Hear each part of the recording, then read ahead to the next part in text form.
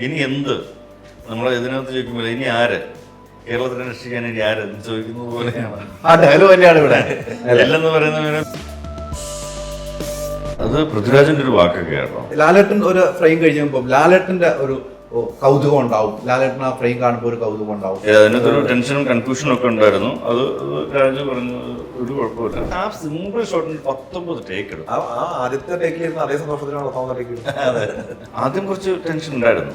കാര്യം നമ്മൾ എത്ര വർഷമായിട്ട് ആലോചിച്ചിട്ട് എത്ര വർഷമായിട്ട് ഡ്രീം ചെയ്തുകൊണ്ട് നടക്കും, എത്ര കഷ്ടപ്പെട്ടത് അതിനാണ്. നമ്മൾ ആ ലൊക്കേഷൻ കണ്ടുപിടിക്കാൻ വേണ്ടി ശരിക്കും ഒരുപാട് സ്റ്റേറ്റിൽ യാത്ര ചെയ്തിട്ടുണ്ട്. 4ാമത്തെ ദിവസം പ്ലാൻ ചെയ്തിരുന്നെങ്കിൽ കൂടി നടക്കുകയില്ല. കാര്യം ഫുൾ മഴയായിരുന്നു. ഫുൾ മഴ. അവിടെ ഫയറിംഗ് ഉണ്ട് എന്ന് പറഞ്ഞപ്പോൾ കുറച്ച് ആദ്യം ഒന്ന് ഭയന്നെങ്കിൽ അവർ ഫുൾ ഡേറ്റിൽ കാര്യങ്ങൾ പറഞ്ഞപ്പോൾ ഓക്കെ എന്ന് പറഞ്ഞു. ഭയങ്കര ഹാപ്പി ആയിരുന്നു. അപ്പൊ ഞാൻ നിങ്ങളോട് ചോദിക്കട്ടെ, നിങ്ങൾക്ക് ഏത് ഫ്രെയിം ഇഷ്ടപ്പെട്ടു? ഇത് തന്നെയാണ് ആപ്റ്റായിട്ടുള്ള സ്ഥലം, അതിൻ്റെ ഒരു കളർ ജോഗ്രഫി നമ്മൾ കിട്ടിയത് കൊണ്ടും ഷൂട്ടിംഗ് കംഫർട്ട് ആയതുകൊണ്ടും നമ്മൾ അവിടെ ഷൂട്ട് ചെയ്താണ് ചെയ്തത്. എങ്കിലും എനിക്കത്ര വിശ്വാസം പോലെ സീരിയസ് പറ്റുമോ? Ultra modern kitchen devices. ഒരു കിച്ചണിൽ വേണ്ട എല്ലാ ലേറ്റസ്റ്റ് ബ്രാൻഡുകളും ഇവിടെയുണ്ട്. ലോകോത്തര ബ്രാൻഡുകൾ, original products, wide range. MyG future.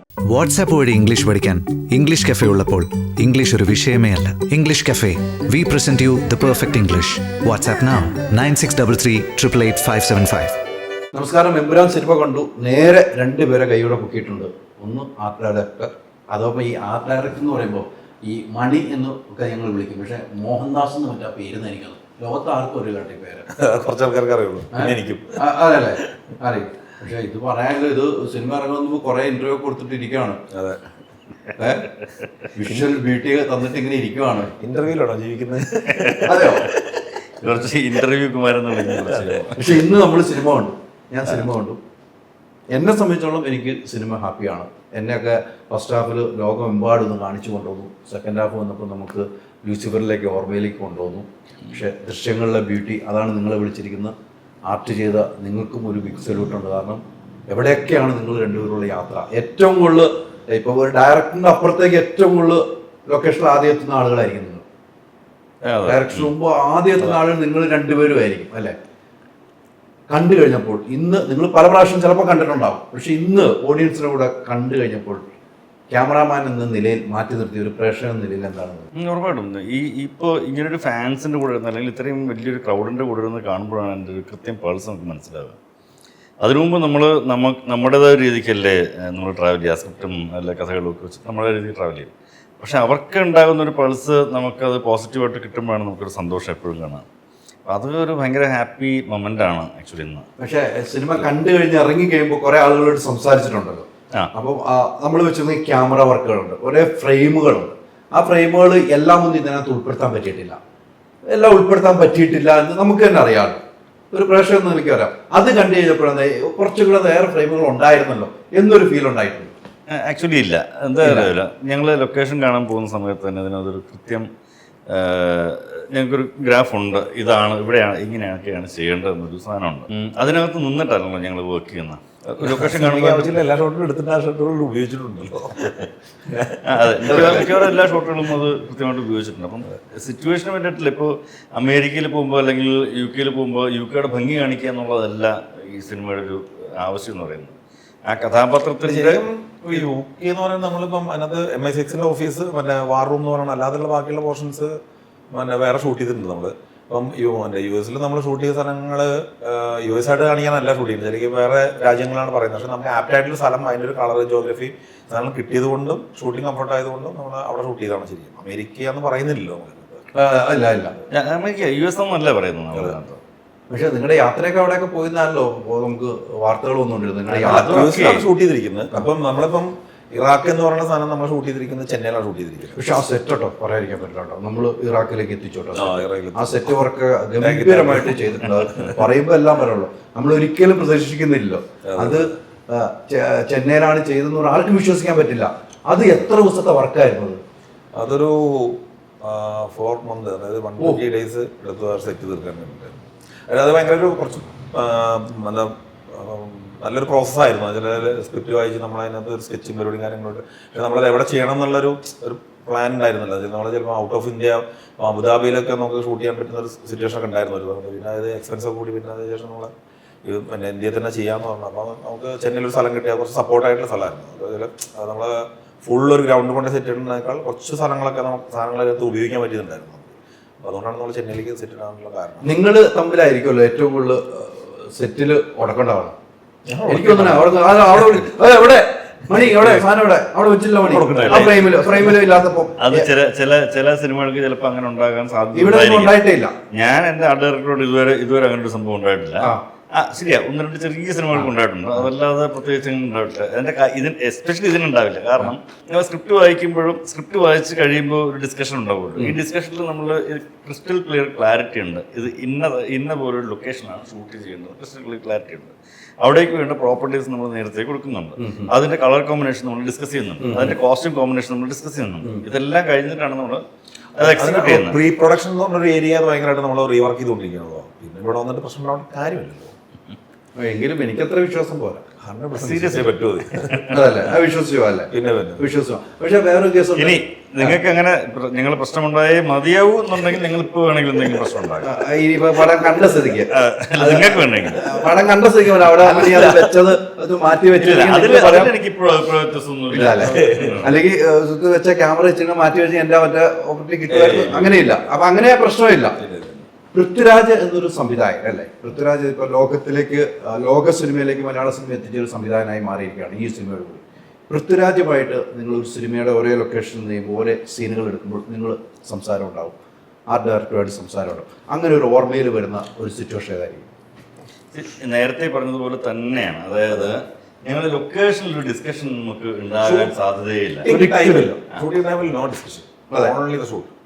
ഞങ്ങൾ ലൊക്കേഷൻ ആദ്യം കാണുന്നു, അവിടെ ചിലപ്പോൾ 2, 3, 4, 5 ദിവസം മുന്നേ പോകുന്നു, അവിടെ എന്തൊക്കെയാണ് വേണ്ടതെന്ന് പ്ലാൻ ചെയ്യുന്നു, അദ്ദേഹത്തിന് വേണ്ട ക്ലാരിറ്റി നമുക്ക് തരുന്നു, നമുക്ക് എന്തൊക്കെയാണ് വേണ്ട ക്ലാരിറ്റി നമ്മൾ പ്രൊഡക്ഷൻ അത് വളരെ നേരത്തെ നമ്മൾ കൊടുക്കുന്നു, ലൊക്കേഷൻ കാണുമ്പോഴേ കൊടുക്കുന്നു, ആ സാധനങ്ങൾ മുഴുവൻ അവിടെ എത്തുന്നു. ഇപ്പം അതിന് എന്തൊക്കെയാണ് ചില വലിയ സെറ്റുകളിലൊക്കെ നമ്മൾ സെറ്റ് പ്ലാൻ ചെയ്ത് സെറ്റ് വർക്ക് തുടങ്ങി ഷൂട്ടിന്റെ ഇടയ്ക്ക് സുധീരനെ വന്ന് കാണാറുണ്ട് സെറ്റ്. അവർക്ക് അതെങ്ങനെ അതിനകത്ത് ഷോട്ട് വയ്ക്കാൻ അല്ലെങ്കിൽ അങ്ങനെ പ്ലാൻ ചെയ്യാമെന്നുള്ള സമയം കിട്ടുന്ന സ്ഥലങ്ങളിലൊക്കെല്ലാം ഡയറക്ടറും വന്നിട്ടുണ്ട് എല്ലാ സ്ഥലങ്ങളിലും.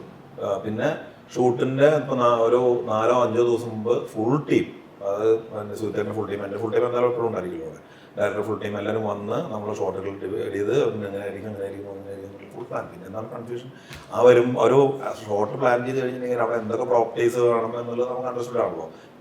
അത് ഓൾറെഡി പ്ലേസ് ചെയ്തിട്ടുണ്ടായിരിക്കുന്നുണ്ട്. എനിക്ക് ഈ സിനിമയിലെ ഏറ്റവും എനിക്കിഷ്ടപ്പെട്ട, പക്ഷെ അത് പ്രേക്ഷകർ കണ്ട് തീരുമാനിക്കണം. സെക്കൻഡ് ഹാഫിലെ ആദ്യ ഒരു സീനാണ് നമ്മുടെ സ്റ്റീഫൻ നെടുമ്പള്ളിയെ തിരിച്ചു കിട്ടിയിട്ട് ഒരു സീൻ. നമ്മൾ ആ സീൻ കാണുമ്പോൾ നമുക്ക് വലിയ ആവേശമാണ് തിയേറ്ററിനുള്ളിൽ ഉണ്ടായത്. അവിടെ ഒരു സെറ്റിങ്സ് വലിയ രീതിക്ക് അവിടെ ഉണ്ടായിട്ടുണ്ടെന്ന് എനിക്ക് തോന്നുന്നു. അവിടുത്തെ ക്യാമറ വർക്കും രണ്ടുപേരെയും ഇരുത്തിക്കൊണ്ട് തന്നെ അത് ചോദിക്കാം. അവിടുത്തെ ഒരു വർക്ക് എങ്ങനെയായിരുന്നു നിങ്ങൾക്ക് എൻജോയ് ചെയ്തത്? അവിടെ ശരിക്കും ആർട്ട് പറയുകയാണെങ്കിൽ ഞാൻ രണ്ടാമത്തെ തവണ ചെന്ന് നോക്കുമ്പോൾ അവിടെ ഫുൾ ടൈൽസ് ഇടുക കാടിനകത്ത്. അപ്പം ഞാൻ ചോദിച്ചു, മണി എന്തിനാണ് ടൈൽസ് ഇടുന്നത്? നമ്മൾ ചോദിച്ചു, മണി പറഞ്ഞു ഇത് ഒരു മഴ പെയ്ത് കഴിഞ്ഞാൽ ഫുൾ ചെളിയാവും, പിന്നെ നമുക്ക് ഷൂട്ട് മുന്നോട്ട് പോകില്ല. അപ്പോൾ ഇത് ടൈൽസ് ഇട്ട് സെറ്റ് ചെയ്താൽ അതിൻ്റെ മുകളിൽ മണൽ വിരിച്ചു കഴിഞ്ഞ് ഇല ഇട്ട് കഴിഞ്ഞാൽ ആ വെള്ളം ഒലിച്ചു പോകും. വെള്ളം പോയാൽ അവിടെ പ്രതലം സ്ട്രോങ് ആയിരിക്കും. അതുകൊണ്ട് അതൊരു ഭയങ്കര ബ്രില്യൻ്റ് ഐഡിയ എനിക്ക് തോന്നി. കാരണം മേ ബി അത് മഴ പെയ്തു, 1-2 പ്രാവശ്യം മഴ പെയ്യുകയും ചെയ്തു. പക്ഷെ നമുക്ക് അങ്ങനത്തെ ഒരു എക്സ്പീരിയൻസ് ഗുജറാത്തിലുണ്ടായിരുന്നു. അവിടെ ഒരു വലിയൊരു ഗുജറാത്തിലെ മണ്ണിന്റെ അവസ്ഥ പറഞ്ഞാൽ മണ്ണ് നനയുമ്പോഴേ കളിമണ്ണ, അപ്പം മഴ പെയ്ത് കഴിഞ്ഞ് മണ്ണ് നനയുമ്പോൾ ഏകദേശം ഒരു 4 ഇഞ്ചോളം ആ ചെളി വാരി കളഞ്ഞാൽ ലെയറായിക്കാൻ പറ്റുന്നത്. ആ ചെളി മാത്രം ഒരു ലെയറായി, അടിയേക്ക് വെള്ളം ഇറങ്ങൂല. അവിടെ അത് മാത്രം അടന്നു വരും. നമുക്ക് അതിനപ്പം നമ്മളെ ട്രെയിനുകൾ അങ്ങോട്ടും ഇങ്ങോട്ടും പാസ് ചെയ്താൽ നമുക്ക് നൈറ്റാണ് ഷൂട്ട് വരുന്നത്, അല്ലെങ്കിൽ ലൈറ്റ് കട്ട് ചെയ്യാൻ ഡേയിൽ ഷൂട്ടിൽ സമയത്തൊക്കെ ഇതും മൊത്തം അങ്ങനെ നമ്മൾ ഒരു ഏരിയ മൊത്തം കോൺക്രീറ്റ് ചെയ്തിട്ടു. അങ്ങനെയാണ് പിന്നെ അതിനകത്ത് ക്ലൈമാക്സ് ഫൈറ്റ് ഒക്കെ എടുത്തിട്ട് കോൺക്രീറ്റ് മുകളിൽ അവിടെയാണ് ഈ ഇതിലേക്ക് തന്നെ പോകാം, ഫോറസ്റ്റിലേക്ക് തന്നെ പോകാം. ഈ ഫോറസ്റ്റിലേക്ക് പോകുമ്പോൾ ടൈലിടുന്ന കാര്യങ്ങൾ ചോദിക്കുന്നത് ചോദിച്ചപ്പോൾ മണി കൃത്യമായിട്ട് കാര്യങ്ങൾ പറയുന്നു. അത് കഴിഞ്ഞിട്ടുണ്ടായ ഒരു സംഭവങ്ങളുണ്ട്. അത് കഴിഞ്ഞിട്ട് ഇതാണല്ലോ മണി പറഞ്ഞ സ്ഥാനത്തിലേക്ക് തന്നെ പോവുകയാണ്. നമ്മൾ അതിനകത്തൊരു മരം കത്തുന്ന സീക്വൻസ് ഉണ്ട്. ആ മരം കത്തല് നമ്മൾ സാധാരണ ഒരു വലിയ മരം അവിടെ ഉള്ള ഒരു ഫോറസ്റ്റിനകത്തുള്ള ഒരു മരം നമുക്ക് കത്തിക്കാൻ പറ്റില്ല, പെർമിഷൻ ഇല്ല, അത് കത്തിക്കുകയും ചെയ്യരുത്. അതെ. അപ്പം സിനിമയുടെ ഒരു ടെക്നിക്കൽ പരിപാടി എന്ന് പറയുന്നത് ഇത് നമുക്ക് എത്രയോ ദിവസം 10-15 ദിവസം ഷൂട്ടുണ്ട് അവിടെ. അപ്പോൾ ഈ ഷൂട്ട് നടക്കുന്ന ദിവസങ്ങൾ വരെ ഈ സാധനം കത്തി നിൽക്കണമെങ്കിൽ നമ്മളൊരു അഡീഷണൽ ഒരു എക്സ്പെരിമെൻ്റ് അതിനകത്ത് ചെയ്യണം. അപ്പോൾ മണി ഒരു മരം ഉണ്ടാക്കി അതിനകത്ത് ലീവ്സൊക്കെ വെച്ചൊരു മരം, ആ വലിയ മരം മണി ഉണ്ടാക്കിയതാണ്.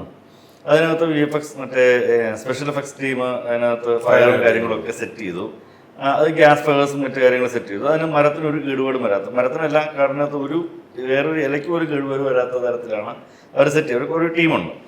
അപ്പോൾ ഇത് ഇത്രയും നിന്ന് കത്തണം. ഇത് ആദ്യമേ നമ്മളത് പ്ലാൻ ചെയ്യണം. മരം ഉണ്ടാക്കിയ മെറ്റീരിയലും ഇപ്പം എത്ര തീ പിടിച്ചാലും അത് ഫയർ കെടുത്തി കഴിഞ്ഞാൽ പഴയ രൂപത്തിൽ തന്നെ ആവുന്ന രീതിയിലൊരു മെറ്റീരിയൽ ആയിരുന്നു. അത് ഫയർ പ്രൂഫ് ആയിട്ടുള്ള ഫൈബർ കൊണ്ടാണ് നമ്മൾ ചെയ്തിരുന്നത്. ഇത് നമ്മൾ അവിടെ ഫയറിംഗ് ഉണ്ട് എന്ന് പറഞ്ഞപ്പോൾ ഫോറസ്റ്റുകാർ ആദ്യം ഒന്ന് ഭയന്നെങ്കിൽ അവർ ഫുൾ ഡീറ്റെയിൽ കാര്യങ്ങൾ പറഞ്ഞു കൊടുത്തപ്പോൾ അവർ ഓക്കെ എന്ന് പറഞ്ഞു. അവർ ഭയങ്കര ഹാപ്പി ആയിരുന്നു ഷൂട്ട് കഴിഞ്ഞാൽ. ആ ഏരിയ എവിടെയായിരുന്നു? ഫോറസ്റ്റ് ഏരിയ നമുക്ക് അങ്ങനെ റിവീൽ ചെയ്യാൻ പറ്റാത്തൊരു ഫോറസ്റ്റിനകത്തല്ല അങ്ങനെ ഒരു ഞാൻ ചോദിച്ചെന്നുള്ളൂ. അത് പിന്നീട് എനിക്ക് രഹസ്യമായിട്ട് പറയാതെ ആ ഏരിയ ആണ് കേട്ടോ. എന്നെ സംബന്ധിച്ചോളം എനിക്ക് സെക്കൻഡ് ഹാഫിൽ തുടങ്ങുമ്പോൾ ആ ഏരിയ അവിടെ ബാക്ക്ഗ്രൗണ്ട് സ്കോർ ആണെങ്കിലും എല്ലാം ക്യാമറ ഫ്രെയിം ആയാലും അവരുടെ ആക്ഷൻ ആയാലും ആ സിനിമ കാണാത്ത അവിടെ ആരൊക്കെ ഉള്ളത് കണ്ട് തീരുമാനിക്കട്ടെ. ആ സീനുകളാണ് എനിക്ക് ഏറ്റവും ഇഷ്ടപ്പെട്ടു പോകുന്ന സീനുകൾ. പിന്നീട് ഈ പറഞ്ഞ പോലെ ആർട്ട് വർക്ക് കുറേ മേഖലയിലുണ്ട്. ഇതിൽ കൂടുതലും അങ്ങനെ ഒരു ഏരിയ പോകുന്നുണ്ട് അല്ലെ, ഒത്തിരി സ്ഥലങ്ങൾ കാണിക്കുന്നുണ്ട്. ഓരോ വർക്കിലേക്ക് പോകും തോറും നമ്മളിപ്പം ഇത് 4 മാസം എടുത്തു, അങ്ങനെ മാസങ്ങൾ എടുത്താണല്ലോ ഇത് ചെയ്തുകൊണ്ടിരിക്കുന്നത്. അത് എങ്ങനെ മാസങ്ങളുടെ അടുത്തുള്ള വേറെ ഇതിനകത്തുള്ളത് ഗുജറാത്തിലെ സെറ്റാണ്. അതൊരു 80 days 90 days എടുത്തിട്ടുള്ളതാണ് ആ സെറ്റ്.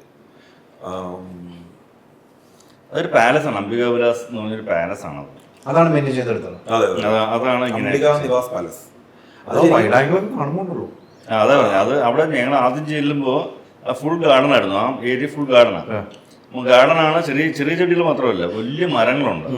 അപ്പോൾ ഞങ്ങൾക്കൊരു സംശയം ഉണ്ടായിരുന്നു, എനിക്ക് പൃഥ്വിരാജിനൊരു സംശയം ഉണ്ടായിരുന്നു, ഇവിടെ എങ്ങനെ ഇത് സാധനം ചെയ്യും, ഇത്രയും മരങ്ങളും കാര്യങ്ങളൊക്കെ എങ്ങനെ ചെയ്യും. അപ്പോഴാണ് മണി നേരത്തെ അവിടെ സംസാരിച്ചിരുന്നു, ഈ മരങ്ങൾ മുഴുവൻ പിഴുതെടുത്ത് അപ്പുറത്ത് കൊണ്ടുവയ്ക്കുന്നു, അവിടെ വേറെ പ്ലാന്റ് ചെയ്യുന്നു, ഇവിടെ ഈ നമുക്കിപ്പോൾ വേണ്ട അവസ്ഥയിലാക്കി തരുന്നു, എന്നിട്ട് തിരിച്ചത് റീപ്ലാന്റ് ചെയ്ത് കൊടുക്കുന്നു എന്നുള്ളതാണ് മണി ആലോചിച്ചൊരു സംഗതി. അത് ദാറ്റ് വർക്ക്സ് വെൽ.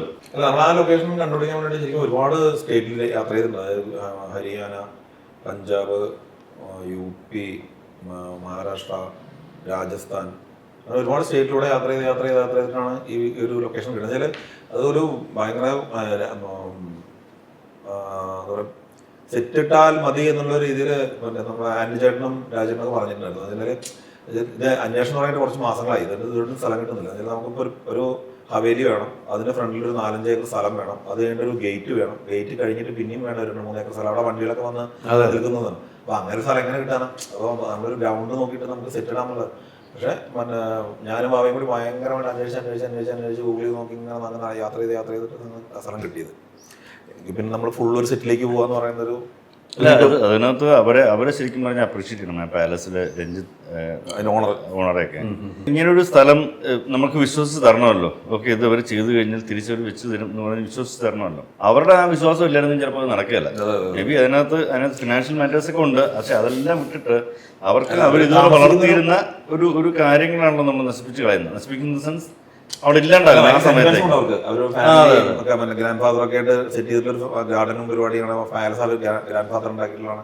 ഉള്ള ഫാദർ ഇപ്പോൾ ഉണ്ട് അവിടെ. അവരെല്ലാം കൺവിൻസ് ചെയ്ത് അതിൽ പല സ്ഥലത്തും പറ്റില്ല. നമ്മൾ ആ പ്രസന്റ് സ്റ്റേജിൽ വരുമ്പോൾ അത് ഫുൾ അബാൻഡായിട്ടാണ് കാണിക്കുന്നത്.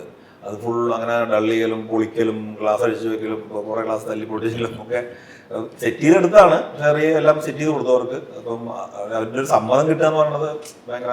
പിന്നീട് ആ തുടക്കത്തിലുള്ള നമുക്ക് ഇവരുടെ കുടുംബം മൊത്തത്തിൽ കാണുന്ന കൊട്ടാരത്തിന്റെ അകത്ത് പിന്നീട് കത്തി ചാമ്പലാകുന്ന സീനുകളൊക്കെ ഉണ്ടോ? അത് മൊത്തത്തിൽ എങ്ങനെയാണോ? അത് എങ്ങനത്തെ ഒരു വർക്കായിരുന്നു? ഒരു ആർട്ട് ഡയറക്ടറിന്റെ ഒരു വിഷൻ എങ്ങനെയായിരുന്നു ആ വർക്ക്? അത് നമ്മുടെ സ്ക്രിപ്റ്റിൽ പറഞ്ഞിരുന്നത് ഒരു എൽ ഷേപ്പ് ഹവേലി എന്നാണ് പറഞ്ഞിരുന്നത്. നമ്മള് ഒരു പാലസ് കിട്ടിക്കഴിഞ്ഞാൽ ബാക്കിയുള്ള നമുക്ക് സെറ്റ് ചെയ്യണമെന്നുള്ള പരിപാടിയിലായിരുന്നു.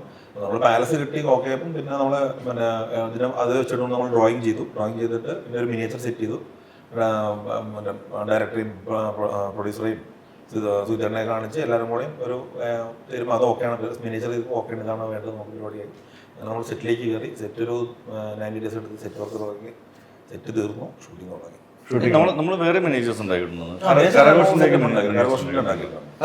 കരഘോഷ സ്ട്രീറ്റ് നമ്മുടെ ഇറാഖ് ഗോസ്റ്റോൺ ആ സാധനം പിന്നെ ഉണ്ടാക്കിയിട്ടുണ്ട്. അതങ്ങനെ അതല്ലേ. പക്ഷെ അതുപോലെ പിന്നെ മാർക്കറ്റിന്റെ കുറെ വീഴ്ചകൾ നമ്മൾ പണ്ട് കൊത്ത സിനിമ കണ്ടപ്പോൾ നമ്മളൊരു മാർക്കറ്റ് കാണുന്നുള്ളൂ. ആ ഒരു ഫീല് ഇതിന്റെ മാർക്കറ്റിലും എനിക്ക് കിട്ടിയിട്ടുണ്ട്. അത് എവിടെയാണ്? അതും ഏരിയ എവിടെയാണ്? നമ്മുടെ ഫ്ലാഷ് ബാക്ക് ടൈലൻഡിൽ അത് നമ്മൾ ഗുജറാത്തിലാണ് ചെയ്തിട്ടുള്ളത്. ഗുജറാത്തിൽ അത് ചെയ്യാനുള്ള ഒരു നിർബന്ധം എന്ന് വെച്ചാൽ നമ്മൾ ഈ ഒരു പ്രസന്റ് ഫ്ലാഷ് ബാക്കിൽ നിന്ന് പ്രസന്റിലേക്ക് വരുമ്പോൾ അതൊരു അബാൻഡൻ ആക്കി സെറ്റ് ചെയ്യാനുള്ള ടൈമിനും കൂടി വേണ്ടിയിട്ട് അപ്പോൾ ഗുജറാത്തിൽ ഓൾറെഡി നമ്മൾ ഷൂട്ട് ചെയ്തുകൊണ്ടിരിക്കുമ്പോൾ അല്ലെങ്കിൽ ബ്രേക്ക് ചെയ്യണം അവിടെ. ആ ഒറ്റ ലൊക്കേഷൻ ഉള്ളൂ നമുക്കിനി. അപ്പോൾ അവിടെ ബ്രേക്ക് ചെയ്ത് കഴിഞ്ഞിട്ടുണ്ടെങ്കിൽ പിന്നെ അത്രയും ക്രൂ ബ്രേക്ക് ചെയ്യാൻ ആകുമ്പോൾ അതുകൊണ്ട് ഈ ഒരു പരിപാടി കൂടി അവിടെ പ്ലാൻ ചെയ്യാന്ന് വെച്ചാൽ ആ ഒരു ടൈലൻഡ് പരിപാടി അവർക്ക് അത് സെറ്റ് ചെയ്ത് കൊടുത്തു. ഞങ്ങൾ ആദ്യം അതിന് ലൊക്കേഷൻ നോക്കി ആലോചിച്ച് തന്നെ ഹൈദരാബാദ് നല്ല സ്റ്റുഡിയോ വലിയ പവറിലായിരുന്നു. അപ്പോൾ ഇവിടെ നിന്ന് ഷിഫ്റ്റ് ചെയ്ത് ഹൈദരാബാദിൽ പോയി തിരിച്ച് അവിടെ നിന്ന് ഷിഫ്റ്റ് ചെയ്ത് വരുന്നതിൻ്റെ എക്സ്പെൻസ് എന്ന് പറയുന്നത് ഭീകരമാണ്. അപ്പോൾ ഞങ്ങൾ ആ പരിസരത്ത് തന്നെ ഒരു എന്തെങ്കിലും ഫ്ലോർ കിട്ടുമെന്ന് നോക്കി. അവിടെ ഇൻഡസ്ട്രിയൽ ഏരിയ ആണല്ലോ ഗുജറാത്ത്. ഒരു വെയർ ഹൗസ് കിട്ടി നമുക്ക്. അങ്ങനെ ഒരു വലിയ വെയർ ഹൗസ് കിട്ടി. അപ്പോൾ അതിനകത്ത് അത് ഇവിടെ തന്നെ ആക്കുവായത് ഗുജറാത്തിൽ തന്നെയാണ്. ഈ സിനിമ കണ്ടു കഴിഞ്ഞപ്പോൾ എനിക്ക് കുറെ ഫ്രെയിമുകൾ എൻ്റെ മനസ്സിൽ കിടപ്പുണ്ട്. ഒരു ക്യാമറമാൻ എന്ന നിലയിൽ സിനിമ കണ്ടു കഴിഞ്ഞപ്പോൾ എപ്പോഴും മനസ്സിൽ ഓടിയെത്തുന്ന ഫ്രെയിം ഏതായിരിക്കും? നമ്മൾ വെച്ചിരുന്ന ആ ഫ്രെയിം ഒരുപാടുണ്ട് എനിക്കറിയാം, എങ്കിലും ഒരു ഫ്രെയിം ഉണ്ട്. ശരി, നിങ്ങൾ ചോദിച്ചതിൻ്റെ പേരിൽ പറയാൻ നമ്മുടെ ഫോറസ്റ്റിൻ്റെ കാട് കത്തുന്നതിൻ്റെ ഒരു സിമെട്രിക്, അതിന് മുന്നിൽ ലാൽ സാറിൻ്റെ ഒരു ഷോട്ടുണ്ട്, എല്ലാവരും കൂടി നിൽക്കുന്ന ഒരു ഷോട്ടുണ്ട്. അത്യാവശ്യം മറ്റേ ടീസറിലും ട്രെയിലറിലും ഒക്കെ വന്ന ഷോട്ടാണ്. നമ്മുടെ ടൈലൻഡില് മറ്റേ ആ ക്യാരക്ടർ നിൽക്കുമ്പോ മറ്റേ വാട്ടർ ബോഡിയിൽ റിഫ്ലക്ഷൻ, പിന്നെ എനിക്ക് അങ്ങനെ പറയാൻ പറ്റാത്തത് എന്താ അറിയാമോ, അതിനെല്ലാ എല്ലാ ഫ്രെയിമും ഇഷ്ടമാണ്. അത് തന്നെയാണ് എല്ലാ. പക്ഷെ നമുക്കും ഇങ്ങനെ കുറെ ഫ്രെയിമുകൾ മനസ്സിലാവും നമ്മൾ ഒരാൾ കാണുമ്പോൾ. അപ്പൊ ഞാൻ നിങ്ങളോട് ചോദിക്കട്ടെ, നിങ്ങൾക്ക് ഏത് ഫ്രെയിം ഇഷ്ടപ്പെട്ടു? ഇത് തന്നെയാ ഫോറസ്റ്റ്, ഒരു മാറ്റമില്ല. ആണോ? ആ ഒരു പരിപാടി ഇഷ്ടമാണ്. ഹവേലി ഫസ്റ്റ് കാണിക്കുന്ന ആ പോർഷൻ ഇഷ്ടമാണ്. ആ മറ്റേ ഇതിന്റെ പാടത്തിന്റെ അവിടെ കൂടി അവര് ഭയങ്കര ഫ്രെയിമാണ്. അയ്യോ അത് ഞാൻ ഓർത്ത് ഭയങ്കര ഫ്രെയിമാണ്, ഇഷ്ടമാണ്. അത് മറ്റേ ഫ്ലാഷ് ബാക്കില് ആ ഒരു സൺലൈറ്റിന്റെ ബാക്ക് ലൈറ്റിൽ അങ്ങനെ വരുന്ന അതും നല്ലതാണ്. വളരെ അത് ലൈറ്റ് ചെയ്തെടുത്തോ നമുക്ക് സൺലൈറ്റ് കിട്ടുന്ന രീതിയിലാണ് റോഡ് പണിയത്. പക്ഷെ നമുക്ക് നമ്മൾ ഷൂട്ട് ചെയ്യുന്ന സമയത്ത് ക്ലൗഡായിരുന്നു, കാരണം ലൈറ്റ് ലൈറ്റ് ചെയ്തെടുത്തിട്ട് അതിനെ നമ്മൾ കുറച്ച് ട്വിക്ക് ചെയ്ത് മാറ്റിയ മറ്റേ സ്കൈയും ഇതൊക്കെ മാറ്റി സൺലൈറ്റ് പോലെ സെറ്റ് ചെയ്തതാണ്. ഒരു ദിവസത്തെ ഷൂട്ടിങ്, ഇപ്പം നമ്മൾ എമ്പുരാൻ സിനിമ ഒരു ദിവസത്തെ ഷൂട്ടിങ് രാവിലെ തുടങ്ങി ചിലപ്പോൾ രാത്രിയൊക്കെ ഉണ്ടാവും. ഒരു ഷൂട്ടിങ്ങിൽ ഏറ്റവും ദൈർഘ്യം കൂടിയ ഷൂട്ടിങ് ഏത് ദിവസമായിരുന്നു ഇതെടുക്കുമ്പോൾ? നമുക്ക് കൃത്യം പ്ലാൻ ഉണ്ടായിരുന്നു. പിന്നെ ഡേ തുടങ്ങിയിട്ട് നമ്മള് അന്ന് നൈറ്റ് കണ്ടിന്യൂ ചെയ്തിട്ടുണ്ട്. ഒരു ഡേയിൽ തുടങ്ങിയിട്ട് നൈറ്റ് അന്നത്തെ ദിവസം അന്നായിരിക്കും നൈറ്റ് തുടങ്ങുന്നത്. നൈറ്റ് പോയിട്ട് നമ്മളൊരു അല്ല ഇവിടെ അങ്ങനെ ചെയ്തിട്ടുണ്ട് നമ്മള്. ഗുജറാത്തിൽ ഒരു 12 മണി കഴിഞ്ഞാൽ പിറ്റേ ദിവസം ഡേ ഷൂട്ടില്ല, പിന്നെ നൈറ്റ്ലി. അത് മാത്രം ചിലപ്പം രാവിലെ ഒരു 6 o'clock എല്ലാവരും അസംബ്ലി ആയി കഴിഞ്ഞാൽ അന്നൊരു 12-1 മണി വരെയൊക്കെ പോയിട്ടുണ്ട്, 2 മണി വരെയൊക്കെ പോയിട്ട് അന്ന് കഴിഞ്ഞാൽ പിന്നെ പിറ്റേ ദിവസം ഡേയിലെ ഷൂട്ടില്ലാതെ പിന്നെ നൈറ്റ് മാത്രമേ ഉണ്ടാവുള്ളൂ. ചില ദിവസങ്ങളും അങ്ങനെ ഡെയിലും കൂടി കയറിയിട്ട് നൈറ്റിലേക്ക് പോയിട്ട് അന്ന് അവസാനിപ്പിക്കുന്നത്. നിങ്ങൾ പുറത്തു പോയി പല രാജ്യങ്ങളിൽ പോയിട്ട് തിരിച്ച് കേരളത്തിലെത്തിക്ക് എത്തിയിട്ട് കുറെ ഷൂട്ട് വരുമ്പോൾ ആ കേരളത്തിലേക്ക് എത്തിക്കുമ്പോൾ മനസ്സിനുണ്ടാകുന്ന ഒരു സംതൃപ്തിയും ഒരു വാത്സല്യമൊക്കെ ഉണ്ട് സ്വന്തം നാട്ടിൽ നിന്ന്. അതെങ്ങനെയാണ് നിങ്ങൾ എൻജോയ് ചെയ്തത്? അതൊക്കെ ഉണ്ട്, ഇല്ലാതില്ല കേട്ടോ. കാര്യം ഈ പറഞ്ഞ പോലെ കേരളത്തിലെ ഫുഡ് നമ്മളെപ്പോഴും കൊതിപ്പിക്കുന്നത്. നമ്മളെവിടെ പോയാലും നമ്മൾ അതെ എപ്പോഴും മിസ് ചെയ്യുന്നതാണ്. ബാക്കി എവിടെ പോയാലും നമ്മൾ മെസ്സും കാര്യങ്ങളൊക്കെ ഉണ്ട്, നമ്മുടെ കൂട്ടത്തിൽ തന്നെ ഉണ്ട്. നമുക്ക് നമ്മുടെ ഫുഡ് തന്നെ കിട്ടുന്നത്. എന്നാലും അവിടെ ഉപയോഗിക്കുന്ന എണ്ണ വേറെ, അവിടെ ഉപയോഗിക്കുന്ന വെള്ളം വേറെ, അവിടെ ഉപയോഗിക്കുന്ന അവിടെ മേടിക്കുന്ന ചില സാധനങ്ങൾ വേറെ, അവിടുത്തെ അതെല്ലാം ടേസ്റ്റിന്റെ കാര്യത്തിൽ വ്യത്യാസമുണ്ടല്ലോ, ഫുഡിന്റെ വ്യത്യാസം. എന്നിട്ട് നമ്മൾ ഇവിടെ വരുമ്പോൾ സ്വാഭാവികമായിട്ടും നമുക്ക് നമ്മുടെ സ്വന്തം തറവാട്ടിലേക്ക് ഫീൽ ചെയ്തിട്ട് ഔട്ട് ഓഫ് ഇന്ത്യ പോയി കഴിഞ്ഞാൽ അവിടുത്തെ ഫുഡ് എക്സ്പ്ലോർ ചെയ്യാനൊരു 3-4 ദിവസമൊക്കെ നമ്മൾ അങ്ങനെ പിടിച്ചാലും ഓക്കെ ആയിരിക്കും നമുക്ക്. അത് കഴിയുമ്പോൾ ഇങ്ങനെ ഒരു നെസ്റ്റിക് അടിച്ചോളാം. ബാക്കി എല്ലാ ദിവസവും മറ്റ് ഫുഡുകൾ കഴിച്ചാലും കേരളത്തിലേക്ക് വരുമ്പോൾ ഒരു പ്രത്യേക സുഖം തന്നെയാണ്. നമ്മുടെ സ്വന്തം നാട് നമുക്ക് എപ്പോഴും കിട്ടും. അവിടെ എത്തുമ്പോൾ അടുത്ത ഹോട്ടലിൽ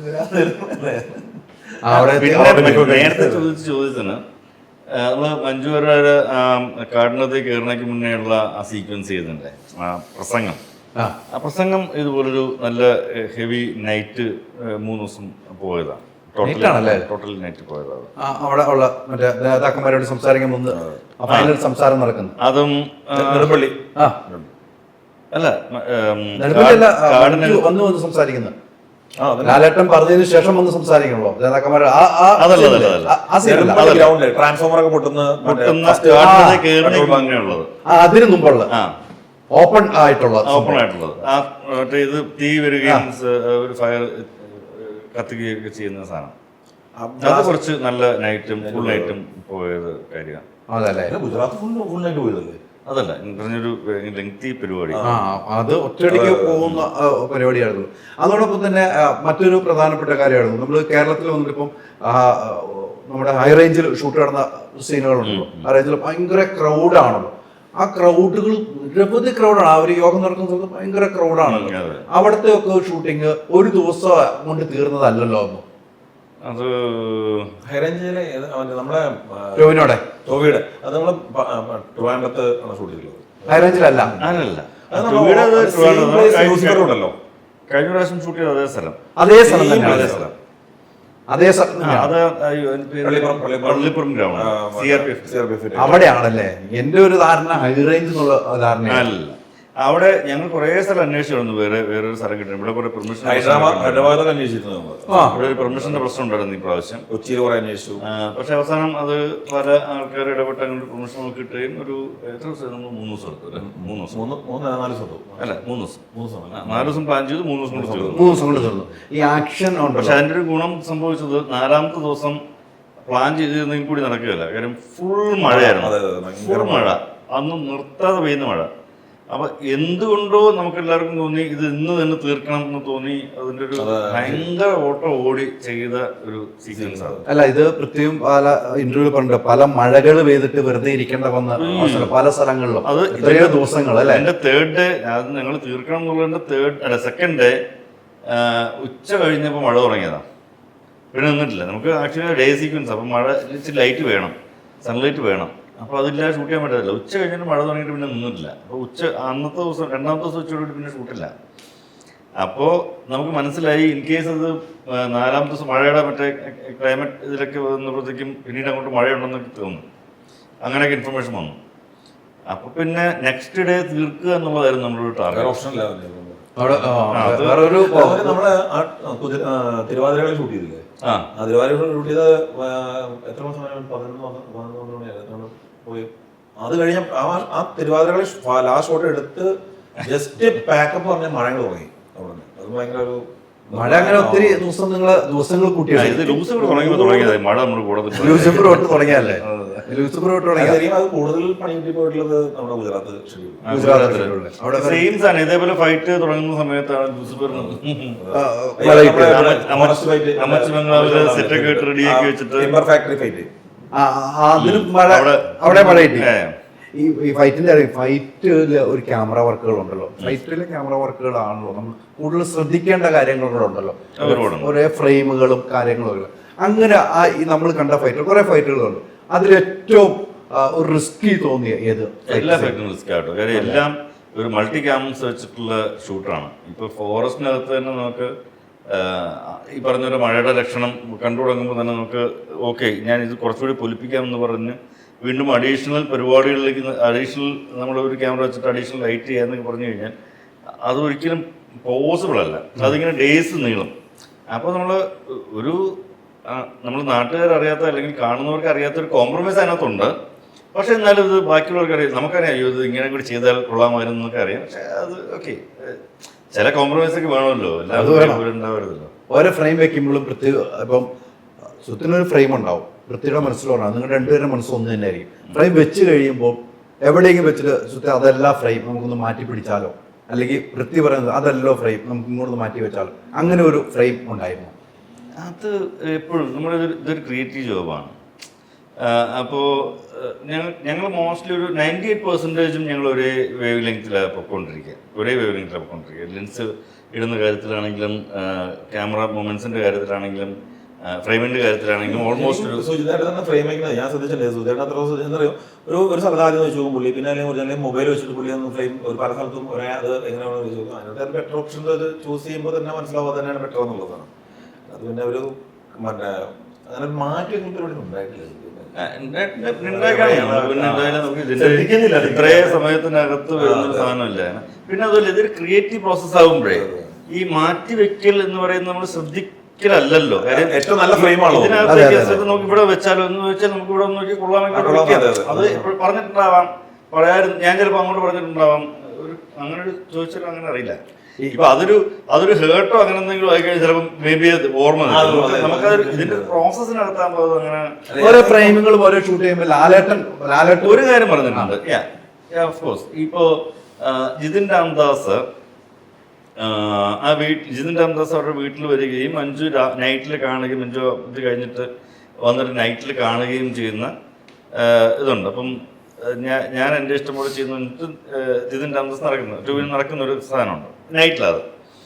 അവിടെ ഞാനിങ്ങനെ അവിടെ ഫുൾ ബൾബുകളും കാര്യങ്ങളൊക്കെ ഇല്ലേ. അപ്പൊ ആദ്യം നമ്മളിങ്ങനെ നോക്കുമല്ലോ, അത് എങ്ങനെയാണ് ബൾബൊക്കെ ഇട്ട് നോക്കാം, ഇങ്ങനെ വെച്ച് അങ്ങനെ ഒരു സംഭവമൊക്കെ വെച്ച് നോക്കുമ്പോഴത്തേക്കും രാജുകൊണ്ട് പറഞ്ഞു സുഹൃത്ത് ഞാൻ വിട്ടുപോയി, എനിക്കിത് കുറച്ചുകൂടി ഒന്ന് ഒരു ഡാർക്ക് ഷെയ്ഡിലേക്ക് കിട്ടിയാൽ കൊള്ളാം, നമുക്കതെങ്ങനെ മാനേജ് ചെയ്യാം. അപ്പം ഞാൻ പറഞ്ഞു ഓക്കെ ഓക്കെ ഓക്കെ ഓക്കെ. അപ്പോൾ അതിൻ്റെ പണി അപ്പോൾ അങ്ങനെ തുടങ്ങും. അതൊരു ക്രിയേറ്റീവ് പ്രോസസ്സാണ്. ഇപ്പം നിങ്ങളിങ്ങനെ ചോദിക്കുമ്പോൾ അത് ഓർമ്മ വരും, അല്ലെങ്കിൽ അത് ഓർമ്മ വരത്തില്ല. അത് അങ്ങനെ എല്ലാവരും ഈ ലാലേട്ടൻ ഒരു ഫ്രെയിം കഴിയുമ്പോൾ ലാലേട്ടന്റെ ഒരു കൗതുകം ഉണ്ടാവും. ലാലേട്ടൻ ആ ഫ്രെയിം കാണുമ്പോൾ ഒരു കൗതുകം ഉണ്ടാവും. അല്ലെങ്കിൽ ലാലേട്ടൻ സംസാരിക്കുന്ന രീതി വേറെ രീതിക്കായിരിക്കും. അങ്ങനെ ലാലേട്ടനുമായിട്ടുള്ള സംസാരം എങ്ങനെയായിരിക്കും? അതും ഇടയ്ക്കൊക്കെ വന്ന് മറ്റേ ഞാൻ മിക്കവാറൊക്കെ ഡോളിലായിരിക്കും. ഇടയ്ക്ക് ആ സാധനത്തിൽ ഇങ്ങനെ വന്ന് പിടിച്ചിട്ട് ഇതിനെക്കുറിച്ചൊന്ന് നമ്മൾ പ്ലേബാക്ക് ചെയ്ത് കാണുമല്ലോ.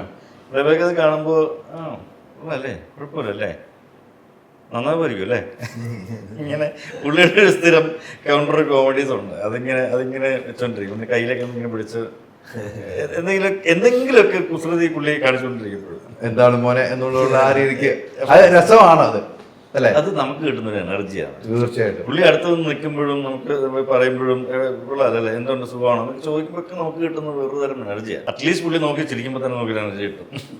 അങ്ങനെ ഒരു മുഖമാണല്ലോ നമ്മൾ കാണുന്നത് അല്ലേ. അതൊരു ഓറയാണ്, ടോട്ടലി ഒരു ഓറയാണ്. മണിയുടെ അടുത്തും അങ്ങനെ ഒരു അനുഭവം ഉണ്ടാവുമല്ലോ അല്ലേ. അല്ല ലാൽ സാറിന്റെ കൂടെ വർക്ക് ചെയ്യുന്ന ഒരു സെറ്റിനകത്ത് ഇത് നിങ്ങൾ ചോദിക്കുകയോ ഓരോ സെറ്റ് ചെയ്ത് കാണുന്ന സമയത്ത് ഇതെന്ത് പറ്റിയിട്ടാണ് ഇതെന്താണ് ഇത് ഒന്നും സെറ്റാണോ, ചിലത് ഒറിജിനൽ ഉണ്ടായിരിക്കും, എക്സെപ്ഷൻ ആയിരിക്കും. പുള്ളി അത് ജസ്റ്റ് നോക്കുമ്പോൾ പുള്ളിക്ക് ഒരു കൗതുകം ഉണ്ടാകുമ്പോൾ നമുക്ക് ആൾക്കാരെ വിളിക്കാൻ പറയുന്നത് ഇതിൻ്റെ എങ്ങനെ ചെയ്ത് എന്താണ് ഇത് പറ്റിയിട്ടുള്ളതാണ് ചോദിക്കുന്നത്. ഒരു പുള്ളി ശരിക്കും എന്താ പറയുക ഒരു കുട്ടികളെ പോലെ തന്നെയാണ് സെറ്റ് നിൽക്കുന്നത്. നല്ല ക്യൂരിയസ് ആണ്, ആകാംക്ഷ ഉണ്ട് ഈ സിനിമ ചെയ്തു എന്നുള്ള ഒരു ഇതല്ലാതെ ഭയങ്കരമായിട്ട് ഇപ്പോഴും ഓരോ കാര്യങ്ങൾ ഇങ്ങനെ സൂക്ഷ്മതയോടെ ഇങ്ങനെ നോക്കി ഒബ്സർവ് പിന്നെ അതുപോലെ ചില ഫോക്കസ് ഒക്കെ തെറ്റുമ്പോൾ മറ്റു പറയുമ്പോഴത്തേക്ക് പുള്ളിക്ക് ആ ഒരു കുരുക്കല്ല. പുള്ളി ആണോ അല്ലല്ല ഒന്നുമില്ല എന്ന് പറയും. ചില ആൾക്കാർക്ക് അത് ഇറിറ്റേറ്റഡ് ആവും.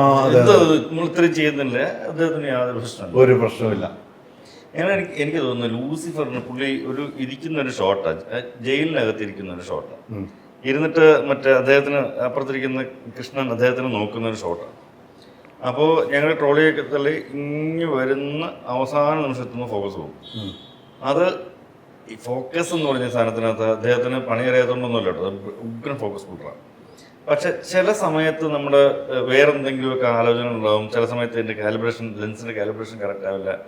അപ്പോൾ വൺസ് നമ്മൾ ചെയ്തുകൊണ്ടിരിക്കുമ്പോഴത്തേക്ക് നമ്മൾ പാനിക് ആയി കഴിഞ്ഞാൽ പിന്നെ അത് തിരിച്ചു പിടിക്കാൻ പാടാം.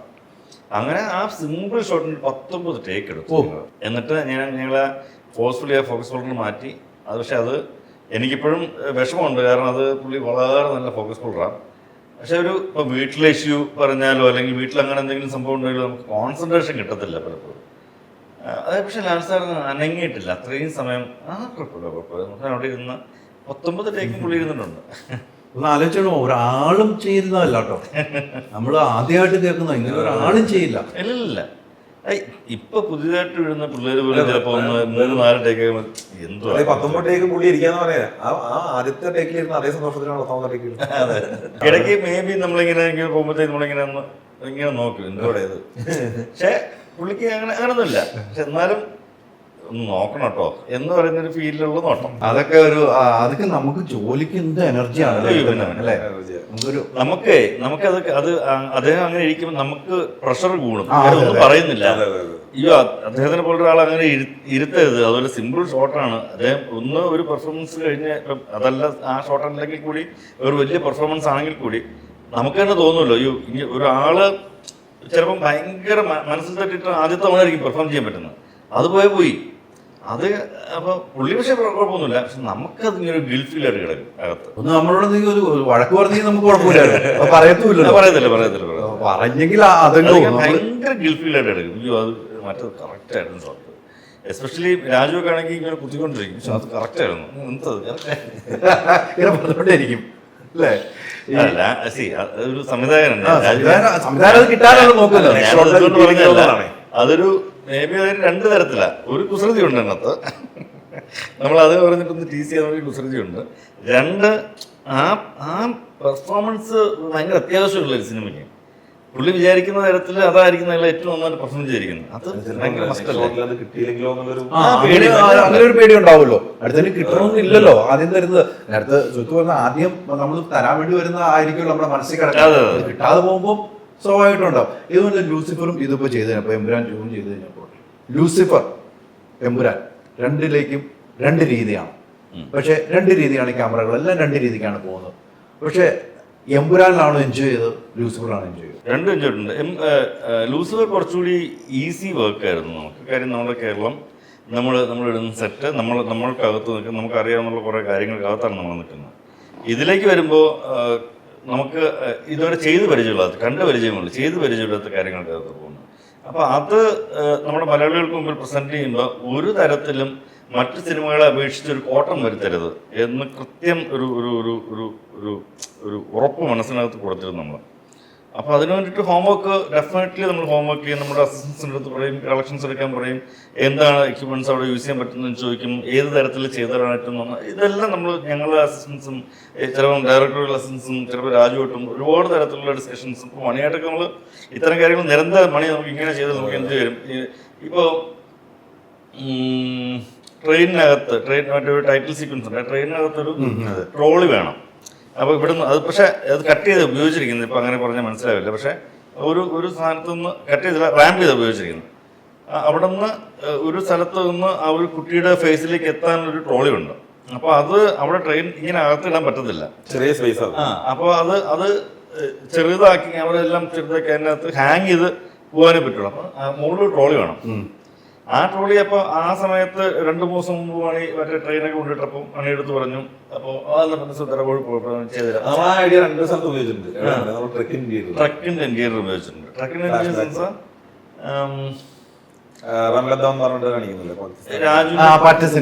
രാജുവിന്റെ ചെറുപ്പകാലത്തിലെ രാജുവിനെ ട്രക്കിനകത്ത് രാജുവിന്റെ ചെറുപ്പം ആദ്യം കാണുന്ന ആ സീക്വൻസ് അങ്ങനെ അവിടെ അത് തന്നെ അവിടെ ചെയ്തേക്കണല്ലേ. അതൊക്കെ പെട്ടെന്ന് എങ്ങനെയാ ഇങ്ങനെ ഒരു കാര്യം ഇതിപ്പം ഡയറക്ടറും ക്യാമറമാനും ഷോർട്ട് ഡിവിഷൻ കഴിഞ്ഞ് കഴിയുമ്പോൾ സുധേട്ടൻ അതിന്റെ പ്ലാൻ ഉണ്ടാക്കി. അപ്പൊ നമുക്ക് മുകളിൽ നിന്ന് ഹാങ് ചെയ്ത് കഴിഞ്ഞാൽ ട്രാക്ക് ഉണ്ടാക്കി കഴിഞ്ഞാൽ കുറച്ച് ഈസി ആയിട്ട് തോന്നുന്നു. അപ്പോൾ അത് അങ്ങനത്തെ ഒരു ഐഡിയ പുള്ളി പറയുന്ന സമയത്ത് നമുക്കത് ഐഡിയ കിട്ടിയല്ലോ. ഇതാണുള്ള സാധനം. പിന്നെ അത് എങ്ങനെ ക്യാമറ മൂവ് ചെയ്യണം എന്നുള്ളത് പിന്നെ നമുക്ക് എങ്ങനെ ട്രാക്ക് ഇടണം, അതിനകത്ത് എങ്ങനെ വീൽ അപ്ലൈ ചെയ്യണം എന്നത് ഈസി ആയിട്ട് കിട്ടുമല്ലോ. അല്ല ഞാൻ ചോദിച്ചാ പെട്ടെന്ന് ഡയറക്ടറും അല്ലെങ്കിൽ ക്യാമറമാനും പറയുന്ന ഒരു സമയത്ത് പെട്ടെന്നല്ല കേട്ടോ. അല്ല പെട്ടെന്ന് ചേട്ടൻ സമയമുണ്ട്. പക്ഷെ ഒരു ഐഡിയ കിട്ടിയെങ്കിൽ പിന്നെ അത് ഉണ്ടാക്കാനുള്ള ഒരു ഇതുണ്ടല്ലോ. അത് ഈസി അല്ലേ സംഭവം. അത് നമ്മള് ഇപ്പം ആ ട്രക്കിനകത്തുള്ള ചെറുക്ക് പരിപാടി നമ്മൾ വേറെ ഒരു സ്പ്രിംഗ് ഒക്കെ വെച്ചിട്ട് ഒരു പ്ലാറ്റ്ഫോം വേറെ ഉണ്ടാക്കിയിട്ട് അതിനകത്ത് ചെയ്യുന്നത്. ഇത് നമ്മളാദ്യമായിട്ട് ചെയ്യുന്നില്ല, എല്ലാവരും സിനിമയിൽ ചെയ്യുന്ന തന്നെയാണ്. അത് നമ്മൾ കുറച്ചും കൂടി ഹെവി ആയിട്ട് ചെയ്തിട്ടുണ്ടായിരുന്നു. ഷെയ്ക്ക് നല്ലപോലെ വേണമെന്ന് പറഞ്ഞിട്ട്. അല്ലേ ഈ മണി ചെയ്തു വെച്ചിരുന്ന സിനിമകളിൽ എല്ലാ സിനിമകളും എടുത്ത് നോക്കുമ്പോൾ മണിക്ക് ഏറ്റവും റിസ്കി ഉണ്ടായിരുന്ന സിനിമ ഏതായിരുന്നു? അത് 2018 തന്നെയാണല്ലേ. ഭയങ്കര ചലഞ്ചിങ് പരിപാടിയാണ്. എസ്പെഷ്യലി വെള്ളം കെട്ടി ഒരു സ്ഥലത്ത് നിർത്തുക, അതിനകത്തേക്ക് അത് വെള്ളം കെട്ടി നിർത്തുക. ഒരിക്കലും വെള്ളം മുകളിലേക്ക് ഉയർത്തി കൊടുത്ത് കൂടിയാൻ പറ്റില്ല. എത്ര പേർക്ക് നീന്തൽ അറിയാം എന്നറിയില്ല. വെള്ളം ഒരു സ്റ്റേറ്റ്മെന്റിൽ നിർത്തിയിട്ട് അതിലേക്ക് ഒബ്ജക്റ്റുകൾ താഴേക്ക് ഇറക്കാൻ. ഇപ്പൊ 2 നിലയായാലും 3 നിലയായാലും. അപ്പൊ അതിലേക്ക് ഇപ്പം ഇലക്ട്രിക് പോസ്റ്റ് ഒക്കെ ആണെങ്കിൽ താഴേക്ക് ഇറങ്ങി കൊണ്ടുവരാനേ പറ്റുള്ളൂ. തെങ്ങായാലും മരങ്ങളായാലും വെള്ളം കയറി ഫീൽഡാക്കാൻ താഴത്തേക്ക് ഇറങ്ങി കൊണ്ടുവരാൻ പറ്റുള്ളൂ. നമ്മൾ അത്രയും വെള്ളം 10-20 അടിക്ക് വെള്ളം കയറ്റാൻ പറ്റും. നമുക്ക് കയറ്റി നമുക്ക് അങ്ങനത്തെ ഒരു ടാങ്ക് ഉണ്ടാക്കുക എന്ന് പറയുന്നത് ഒരിക്കലും പോസിബിൾ അല്ല. അതൊരു ഭയങ്കര അല്ല എന്നോട് വേണിച്ചോട്ടനും അതിനെ കുറിച്ച് 2012 വേണിച്ചോട്ടൻ എന്നോട് പറഞ്ഞു ആ വെള്ളത്തിലൊരു സാധനം ആർട്ട് ഡയറക്റ്റ് ചെയ്തതിനെ കുറിച്ച് വാദോറാതെ എന്നോട് ഒരു ദിവസം സംസാരിച്ചാണ് വേണിച്ചോട്ടൻ ഇന്റർവ്യൂ എടുക്കും ഞാൻ എടുക്കുമ്പോൾ എൻ്റെ അടുത്ത് പറയണം നല്ലതാണോ ചീത്തയാണോ? നല്ല നല്ലതാണ്. ഷൂട്ടിംഗ് സമയത്ത് ഞങ്ങൾ ഭയങ്കര പാഷനറ്റ് ആയിട്ട് അത് പറഞ്ഞു അതോടുകൂടി അത് പറഞ്ഞു അത് എന്നോട് പറഞ്ഞു. ഈ ഒരു സിനിമയ്ക്ക് വിളിക്കലാണെന്ന് വിചാരിച്ചത് അത്രയും അത് വലിയ 2-3 പരിപാടി കൂടി പറഞ്ഞിട്ടുണ്ട്.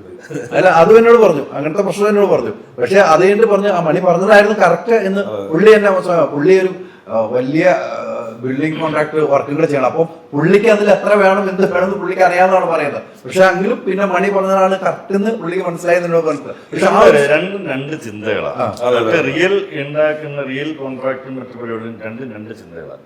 ഇവിടെ ഇത് എത്ര മിനിമലിസ്റ്റിക് ആയിട്ട് ചെയ്യാൻ പറ്റുമെന്ന് ആലോചിച്ചതിന് ശേഷമായിരിക്കും, അതിൻ്റെ ഒരു പ്രാക്ടിക്കൽ സാധനം ആലോചിച്ചതിന് ശേഷമായിരിക്കും മണി അത് പറയുന്നത്. അല്ലെങ്കിൽ നമ്മുടെ ഭാഗത്തുനിന്നാലും അങ്ങനെ തന്നെ. അങ്ങനെ അപ്പം ഉദാഹരണം പറയുന്നത് നമ്മള് കരകോട്ട് സ്ട്രീറ്റ് സെറ്റ് ഇട്ടത് മോസ്റ്റ്ലി അതിന്റെ വോളുകൾ കംപ്ലീറ്റ് ടെക്സ്ചർ നമുക്ക് ഒരിക്കലും മോളിലെടുത്ത് ചെയ്യാൻ പറഞ്ഞാൽ എക്സ്പെൻസ് ഭീകര ടു മച്ച് എക്സ്പെൻസ് ആണ്. നമ്മളെല്ലാം കറക്റ്റ് ഫ്ലെക്സിലാണ് പ്രിന്റ് അടിച്ച് അങ്ങനെ തന്നെ ഒട്ടിച്ചിട്ടാണ് ചെയ്തിരിക്കുന്നത്. ഫുൾ ഫ്ലെക്സ് ആണ്. ആ പള്ളിയുടെ ഇന്റീരിയർ വോളുകൾ കംപ്ലീറ്റ് ഫ്ലെക്സ് ആണ് ചെയ്തത്. അത് അങ്ങനെ ഒരു ബഡ്ജറ്റ് നമ്മൾ ഒറിജിനലായിട്ട് ശരിക്കും നമ്മൾ ചെയ്യുന്നത് ഫൈബർ ഒരു ടെക്സ്ചർ മോൾഡെടുത്ത് അതിന്ന് കാസ്റ്റ് ചെയ്യാണ് ചെയ്യുന്നത്. അത് ഫൈബറിലോ അല്ലെങ്കിൽ പ്ലാസ്റ്റിക്കോ കാസ്റ്റ് ചെയ്യാൻ പറ്റും. പക്ഷെ അത് ഭയങ്കര എക്സ്പെൻസീവാണ്. ഫ്ലെക്സ് ആകുമ്പോൾ ഒരു ബോൾ നമുക്ക് അപ്ലൈ ചെയ്യാൻ വേണ്ടി ഈസിയായിട്ട് ടക്കുന്ന് പരിപാടി ചെയ്തല്ലോ. അങ്ങനത്തെ ഒരു ഐഡിയ ഉപയോഗിക്കുക എന്നുള്ളതാണ് എൻ്റെ ഒരു. എനിക്ക് തോന്നുന്നു ഈ സിനിമയുടെ ഒരു മേക്കിംഗ് ആണ് ഈ സിനിമ ഏറ്റവും വലിയ മേക്കിംഗ് എന്ന രീതിയിൽ ഫുൾ ഷൂട്ട് ചെയ്ത് വെച്ചിട്ടുണ്ട്. പിന്നീട് ആർട്ട് വരുമല്ലേ ഡിപ്പാർട്ട്മെന്റിന്റെ ആയാലും ഷൂട്ടിംഗ് ലൊക്കേഷൻ്റെതായാലും ക്യാമറ ഡിപ്പാർട്ട്മെന്റ് ആയാലും ഫൈറ്റിൻ്റെതായാലും എല്ലാം ഫുൾ സാധനം ഷൂട്ട് ചെയ്ത് വെച്ചിട്ടുണ്ട്. അതിന് ഉടനെ വരും. അവിടെയാണ് ഞങ്ങൾക്കൊക്കെ കാണാനുള്ളത്. അതാണ് എന്തൊക്കെയാണെന്നുള്ള കാണണമെങ്കിൽ അത് തന്നെ കണ്ടേ വരും. അത് കുറച്ച് കൂടുതൽ നല്ല സാധനം, നല്ലൊരു കുറച്ച് ഇച്ചിരി ഹെവി ആയിട്ട് ഉള്ള പരിപാടികളുള്ളത്. കാര്യം നിങ്ങൾ സിനിമ കാണുമ്പോൾ എത്രത്തോളം ഹെവിനെസ് ഉണ്ട് അതിന്. വാസ്റ്റ് ഏരിയയിലാണ് നമ്മൾ ലൈറ്റ് ചെയ്യേണ്ടത്, വാസ്റ്റ് ഏരിയയിലാണ് സെറ്റ് ഇടേണ്ടത്. അവിടെ ചെറിയ പരിപാടി അല്ലായിരുന്നു. ലാലേട്ടൻ കഴിഞ്ഞ ദിവസം പത്രസമ്മേളനത്തിൽ പറഞ്ഞത് ഇതിന്റെ തുക എന്ന് പറഞ്ഞ ബജറ്റ് എന്ന് പറയുന്നത് ഇതിന്റെ മേക്കിങ്ങിനാണ് ഉപയോഗിച്ചതെന്ന് പറഞ്ഞത്. അത് നിങ്ങളുടെ മേക്കിംഗ് വീഡിയോ ഇറങ്ങുമ്പോഴുള്ളൂ നമുക്ക് കൂടുതൽ. സിനിമ കണ്ടപ്പോൾ എനിക്ക് മനസ്സിലായിട്ടുണ്ട്, പ്രേക്ഷകർക്കും സിനിമ കാണുന്നവർക്ക് മനസ്സിലായി അതിന് തന്നെയാണ്. അത് ശരിയാട്ടോ. ഫുള്ള് നമുക്ക് ഇതിനകത്ത് ആക്ച്വലി മേക്കിങ്ങിന് വേണ്ടി തന്നെയാണ് സിനിമയുടെ.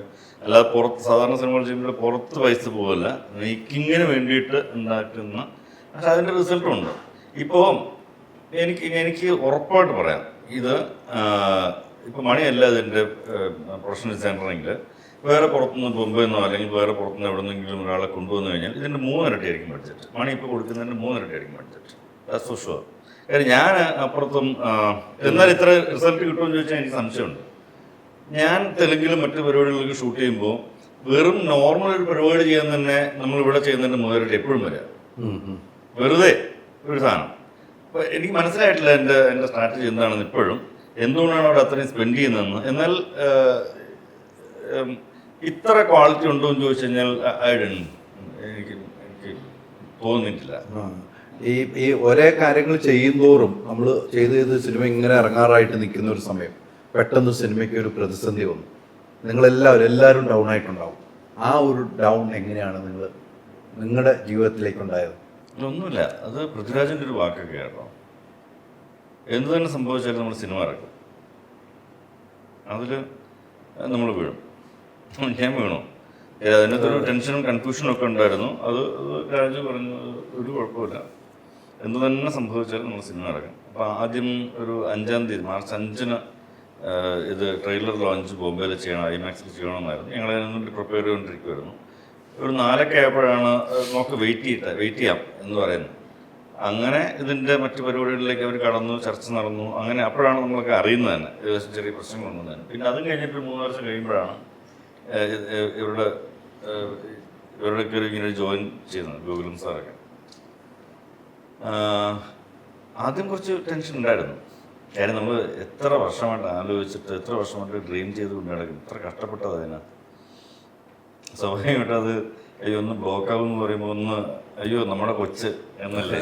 അതെ അതാണ് ആ ഒരു പെയിൻ എല്ലാവർക്കും കിട്ടുന്ന പോലെ നിങ്ങൾക്ക് ഉണ്ടായിട്ടുണ്ടല്ലോ. അതാണ് ഞാൻ ആ കാര്യങ്ങൾ ചോദിച്ചത്. നിങ്ങൾ എല്ലാവരും അതിന്റെ പിന്നിൽ എത്ര വർഷത്തെ യാത്രയാണ്. പെട്ടെന്ന് ഒരു ഷോക്കാണല്ലോ. ഭയങ്കര ഷോക്കായിരുന്നു. പക്ഷെ അതിനകത്ത് രാജുവിനെ വിളിക്കുമ്പോൾ ഫസ്റ്റ് കോൾ അല്ലെങ്കിൽ ഫസ്റ്റ് മെസ്സേജിൽ പുള്ളി പറഞ്ഞു നത്തിങ് എൽസ്, ഇവിടെ നമ്മൾ സിനിമ റിലീസ് ചെയ്യും, കുറച്ച് മറ്റു കാര്യങ്ങൾ കുറച്ച് ഡിലേ ഉണ്ടെന്നുണ്ട്, ഡെഫിനറ്റ്ലി വേറെ ഒന്നും നോക്കണ്ട, ബാക്കി പണികൾ നടക്കട്ടെ എന്നാണ് പറഞ്ഞത്. ഇപ്പം തേർഡ് പാർട്ടി കൊണ്ടുവച്ചോക്കാണ്, അതിന് നമുക്ക് പരസ്യമായിട്ട് പറയാം, നേരത്തെ പ്രഖ്യാപിച്ചാണ്, പക്ഷെ അതിലേക്ക് കൊണ്ടുവച്ചിരിക്കുന്നു. അത് ആരാണ് ആരിലേക്കാണ് പോകണമെന്നൊക്കെ പ്രേക്ഷകർ കാണണം, കണ്ടവർക്കറിയാം, കാണാത്തവർ കാണാം, അതുകൊണ്ടൊന്നും പറയുന്നില്ല. അത് കുറെ ഭാവമൊക്കെ ഷൂട്ട് ചെയ്തിട്ടുണ്ടോ? ഇല്ല, ഒന്നും ചെയ്തിട്ടില്ല. എന്നത്തേക്ക് തുടങ്ങാനൊക്കെ പ്ലാൻ ഉണ്ടെന്ന് പോലെ പറഞ്ഞിട്ടുണ്ട്. നിങ്ങളൊക്കെ ബ്ലോക്ക് ചെയ്തിട്ടുണ്ടല്ലോ, നിങ്ങളൊക്കെ ഒന്ന് ഡേറ്റ് എടുത്തിട്ടുണ്ടല്ലോ. ആദ്യം അതിനൊരു ഫ്രെയിം ഉണ്ടാകണം, അതിനകത്ത് അവർ രണ്ടുപേരും സംസാരിക്കണം, സംസാരിച്ചിട്ട് അതിന് തീരുമാനം ഉണ്ടാകണം, അങ്ങനെ കുറേ ഏരിയ ഇല്ല. അതിന് it will take at least 6 to 1 year I think. അത്രയും സമയം എടുക്കും ഉറപ്പായിട്ടും എടുക്കും. ഇനി പിന്നെ അല്ലേ? മിനിമം എടുക്കും, ബാക്കി അറിയാം. മിനിമം എന്തായാലും അത്ര സമയം മിനിമം അതിനെക്കുറിച്ച് ആലോചിക്കാനും മറ്റു കാര്യങ്ങളൊക്കെ എടുക്കും. ഈ മണി അടുത്ത പ്രൊജക്ട് ഇപ്പൊ ഇതിലേക്ക് തന്നെ നിന്നിട്ട് കുറെ വർഷമായി, നമ്മൾ രണ്ടുപേരും നിന്നിട്ട് കുറെ നാളുകളായി രണ്ടുപേരും. 2-3 പരിപാടികൾ കമ്മിറ്റ് ചെയ്തിട്ടുണ്ട്, എല്ലാവരും പ്രീ പ്രൊഡക്ഷൻ നടന്നുകൊണ്ടിരിക്കുന്നു. ലൊക്കേഷൻ രണ്ട് സിനിമയുടെ ലൊക്കേഷൻ കണ്ടു കഴിഞ്ഞു. പിന്നെ അങ്ങനെ ഒരു പടത്തിന്റെ ലൊക്കേഷൻ നോക്കാൻ വേണ്ടി പോണം. പോകും എമ്പുരാൻ അങ്ങ് വിരിഞ്ഞു. മാർച്ച് 27 ഷൂട്ട് കഴിഞ്ഞോടുകൂടി മണി ലൊക്കേഷൻ നോക്കി അടുത്ത സ്ഥലത്തേക്ക് പോയി. ഞങ്ങൾ അങ്ങനെയാ, മണി ഇവിടെ വരുമ്പോഴാണ് ഞങ്ങൾ ഇടയ്ക്ക് കാണുന്നത്, അടുത്ത ലൊക്കേഷനിലേക്ക് പോകുന്നു. പക്ഷെ ഇതൊന്ന് ഇറങ്ങിയിട്ട് ആ ദിവസത്തിന് വേണ്ടിയുള്ള ഒരു വെയിറ്റ് ഉണ്ടായിരുന്നു, വെയിറ്റിംഗ്. വേറെ ഫിൻലാൻഡ് വിസ ചേഞ്ച് ആയത് ഭയങ്കര സന്തോഷം തോന്നിയത്. അല്ലെങ്കിൽ റിലീസിന് ഉണ്ടാവില്ലായിരുന്നു അല്ലേ? ഇനി നിങ്ങൾ തമ്മിൽ ഇനി അടുത്ത കൂട്ടിയിട്ട് എമ്പുരാനിലേക്കുള്ള വേറെ സിനിമയിലേക്ക് ഉണ്ടാവും? വേറെ അതല്ലേ? അടുത്ത് ഒരെണ്ണം ഉണ്ട്, വേറെ ഇന്റർവ്യൂ തരാം. അടുത്ത ഒരെണ്ണം ഉണ്ട്. 2-3 പരിപാടികൾ പ്ലാനുണ്ട്. എനിക്കൊരു ഡയറക്ടർ പ്ലാനുണ്ട്, ഇവിടെയുണ്ട്, തെലുങ്കിലുണ്ട്, അതിന്റെ കൂട്ടത്തിൽ അല്ലാതെ സിനിമാറ്റോഗ്രാഫി പ്ലാൻസ് ഉണ്ട്.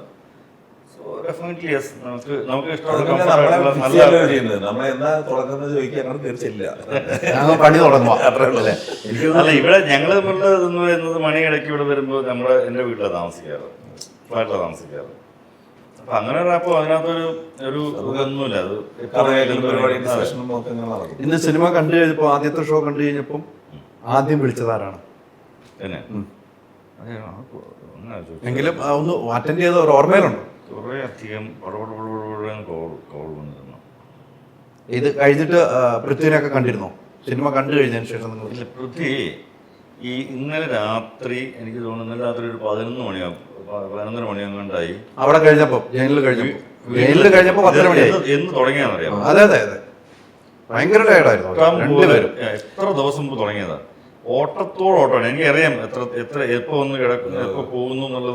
നമ്മളവിടെ ഞാനൊക്കെ ഹൈദരാബാദിൽ നടന്നപ്പോൾ സ്റ്റുഡിയോയിലേക്ക് വരാൻ സമയം കിട്ടിയിട്ടില്ല. ഒരു സംവിധായകന് ആ സ്റ്റുഡിയോയിൽ നിന്ന് വന്നൊരു ഷോട്ട് കാണാൻ സമയം കിട്ടിയിട്ടില്ല എന്ന് പറഞ്ഞാൽ അതിൻ്റെ അർത്ഥം അത്ര തിരക്കിലായിരുന്നു ഈ പ്രൊമോഷൻ്റെ കാര്യത്തിലൊക്കെ. അപ്പോൾ ഞാനിങ്ങനെ വിളിച്ചിട്ട് കാര്യം പറയാൻ, അപ്പം കൺഗ്രാസ് എന്നൊക്കെ പറഞ്ഞിട്ടും താങ്ക് യു ഞാൻ എന്തായാലും ഒന്ന് കിടക്കും, എനിക്ക് വയ്യ, ടയേർഡാണ്, എനിക്ക് കിടക്കുക എന്ന് പറഞ്ഞിട്ട് പോയി. അത് തീർച്ചയായിട്ടും എത്ര ദിവസത്തെ യാത്ര. ലാൽ സാറ് ഈ രണ്ടുപേരുടെ ഒരു യാത്ര, ഒരു സിനിമയ്ക്ക് വേണ്ടി, ഒരു മലയാള സിനിമയ്ക്ക് വേണ്ടി ഇന്ത്യൻ ചരിത്രത്തിൽ ഇങ്ങനെ രണ്ടുപേര് പോയി പ്രൊമോഷൻ ചെയ്ത വേറെ സിനിമയിലാണ്. ഇത്ര ദിവസം കൊണ്ട് ഇത്രയും സ്ഥലങ്ങളിലൂടെ അതെല്ലാം നല്ല രീതിക്ക് എൻജോയ് ചെയ്തുള്ള പ്രൊമോഷൻ. ഒരു അതാണ് പറഞ്ഞില്ല, അത് ഭയങ്കര എൻജോയ് ചെയ്തിരിക്കുന്നു. അതൊരു ആ സിനിമയ്ക്ക് വേണ്ടി അത് ഒന്ന് ഇത് മുടങ്ങി പോകുന്നു, പിന്നെ പെട്ടെന്ന് ഏത് അയ്യോ അത് ഭയങ്കരമായിട്ട് അവർ എൻജോയ് ചെയ്തിട്ട് എല്ലാം മനസ്സിൽ ഒതുക്കി വെച്ചുകൊണ്ടാണ് അവര് ഫ്രെയിമിലിരിക്കുന്നത്, ഇരുന്നുകൊണ്ടിരിക്കുക. അപ്പോഴും ഓരോ ആൾക്കാരെ വിളിച്ചുകൊണ്ടിരിക്കുന്ന സമയമായിരുന്നു. ഈ പറഞ്ഞ പോലെ ഗോപാലൻ ചേട്ടൻ്റെ ഒരു വരവ് അല്ലെ മലയാള സിനിമയ്ക്ക് വലിയൊരു നേട്ടമായി കഴിയും അല്ലെ? ഉറപ്പായിട്ടും ഗോപാലൻ ചേട്ടൻ അതൊരു ഗോഡ് പ്രസൻസ് എന്നൊക്കെ പറയാൻ പറ്റുന്ന തരത്തിലാണ്. അതൊരു നമ്മൾ ഭയങ്കര പ്രതിസന്ധിയിൽ നിൽക്കുമ്പോൾ നമ്മൾ അങ്ങനെ അത് അറിയുന്നു, ഒരു ചെറിയ പ്രശ്നമുണ്ട് എന്നറിയുന്നു. ഇനി എന്ത് നമ്മൾ ഇതിനകത്ത് ചോദിക്കുമ്പോൾ ഇനി ആര് കേരളത്തിനെ രക്ഷിക്കാൻ ഇനി ആര് ചോദിക്കുന്നത് പോലെയാണ് ഇവിടെ എല്ലെന്ന് പറയുന്ന ജി എന്നെണ്ണം. എന്ത് ചോദിച്ചാലും തരാൻ മടിയില്ലാത്ത ആന്റണി പെരുമ്പാവൂർ ഉറപ്പായിട്ടും അത് 100% പറയേണ്ട കാര്യമാണ്, 100% പറയേണ്ട കാര്യമാണ്. ഞങ്ങൾ ഈ സിനിമയെ മനസ്സിലാക്കുക, സിനിമ മനസ്സിലാക്കിയിട്ട് അതിലേക്ക് വേണ്ടി ഇറങ്ങിത്തിരിക്കുക എന്നുള്ളത് ആസ് എ പ്രൊഡ്യൂസർ എന്നുള്ള നിലയ്ക്ക് അഭിപ്രായ വ്യത്യാസങ്ങളും മറ്റേ പ്രകടനങ്ങളും ഒക്കെ എപ്പോഴും ഉണ്ടാവും, സ്വാഭാവികമായിട്ടും ഉണ്ടാവണം. ഞങ്ങൾ ചോദിക്കുന്ന എല്ലാ സാധനങ്ങളും തന്നു കഴിഞ്ഞാൽ അതിനകത്ത് മേ ബി ഞങ്ങൾക്കും ചിലപ്പോൾ ഒരു കുഴപ്പമില്ല, ഞാനങ്ങ് പറഞ്ഞാൽ മതി എന്ന് വിചാരിക്കും. പക്ഷെ ഞങ്ങളത് ചെയ്യാറില്ല. അനുചേട്ടൻ ശരിക്കും ഒരു വെറും ഒരു പ്രൊഡ്യൂസർ അവൻ ക്രിയേറ്റീവ് ആയിട്ടുള്ള പ്രൊഡ്യൂസർ കൂടിയാണ്, അല്ലെങ്കിൽ ഇത്രയും ഒരു വിഷൻ കാണാൻ പറ്റില്ല. ഒരിക്കലും അല്ല, ഞങ്ങളെ സംബന്ധിച്ച് ഞങ്ങൾ രണ്ടുപേരും അത് ചെയ്യാറില്ല. ഞങ്ങൾ രണ്ടുപേരും ഏറ്റവും മിനിമലിസ്റ്റിക് ആയിട്ട് എന്ത് ചെയ്യാം. പക്ഷേ നമ്മളുടെ ആ സമയത്ത് മിനിമലിസ്റ്റിക് എന്ന് പറയുന്നത് മലയാള സിനിമയ്ക്ക് അഫോർഡ് ചെയ്യാൻ പറ്റുന്നതിനപ്പുറത്തേക്കുള്ള എക്സ്പെൻസ് ആണ്. ഇത് ഞാനിപ്പോൾ ഒരു തെലുങ്ക് സിനിമയ്ക്കാണ് ചെയ്യുന്നതെങ്കിൽ ഇതിൻ്റെ ഒരു 3 ഇരട്ടി സാധനങ്ങൾ വീണ്ടും നമുക്ക് വേണ്ടി വരും. കാരണം അവിടെ അവരുദ്ദേശിക്കുന്നത് അവരെ കാണാൻ ആഗ്രഹിക്കുന്നതും ആ തരത്തിലുള്ള വിഷ്വൽസ് ആയിരിക്കും. അപ്പോൾ അതിന് മലയാള സിനിമയാണെന്ന് അറിഞ്ഞുകൊണ്ട് തന്നെ എന്നാൽ വേറെ മലയാള സിനിമ തെലുങ്ക് കൂടെ വ്യത്യാസം കണ്ടില്ലേ? അതെ. അപ്പം അതവർ കണ്ടു വളർന്ന ശീലത്തിന്റെ ഒരു വ്യത്യാസമാണ്. ഇപ്പൊ ഇതൊരു ഹോളിവുഡ് പടമാണെങ്കിൽ ഡെഫിനറ്റ്ലി വേറൊരു തരത്തിലല്ലേ വരുള്ളൂ, അതിന്റെ എല്ലാ കാര്യങ്ങളും വേറൊരു തരത്തില്. അതെ. പക്ഷെ ഇത് എല്ലാ സ്ഥലത്തും എത്തിച്ചോട്ടെ സിനിമ. അതെ, അതാണ് ഈ ഭയങ്കര സന്തോഷം, ഭയങ്കര അഭിമാനം. അങ്ങനെ ഇപ്പോ അങ്ങനെ എല്ലാ സ്ഥലത്തും ടിക്കറ്റ് ബുക്ക് ചെയ്ത് ഈ 66 ഷോയ്ക്ക് ഒരൊറ്റ ദിവസം എന്ന് പറയുന്നത് തന്നെ ഒരു മലയാളിക്ക് ബഹുമാനിക്കാൻ പറ്റുന്നതാണ്. ഈ ഇന്നൊക്കെ ഷോ എണ്ണം കൂടി കഴിഞ്ഞു. 7 ഷോയായി. മലയാളം ഇതുവരെ ചെന്നെത്തിപ്പെട്ടിട്ടില്ലാത്ത സ്ഥലത്തേക്ക് ഇത് വളരുന്നുണ്ട്. അതാണ് ഈ ഫിൻലാൻഡ്, ക്രൊയേഷ്യ അങ്ങനത്തെ രാജ്യങ്ങളിലൊക്കെ റിലീസ് ചെയ്യുന്നത്. അതെ, നമ്മൾ കേൾക്കാത്ത പലരും എന്നെ ഉൾപ്പെടെ വിളിച്ചു ചോദിക്കാറുണ്ട്, സാർ പാരീസിൽ എവിടെയാണ്, മെക്സിക്കോയിൽ എവിടെയാണ്. ഇപ്പൊ എന്റെ മോള് പഠിക്കുന്നത് ഇറ്റലിയിലെ ഫ്ലോറൻസ് എന്ന സ്ഥലത്താണ്. എപ്പോഴും വിളിച്ചു ചോദിക്കും, ഈ ഫ്ലോറൻസിൽ എവിടെയെങ്കിലും ഉണ്ടോ. ഇപ്പൊ ടിക്കറ്റ് എടുത്തിട്ടുണ്ട് റോം, അതായത് ഫ്ലോറൻസിൽ നിന്ന് റോമ പോകണം.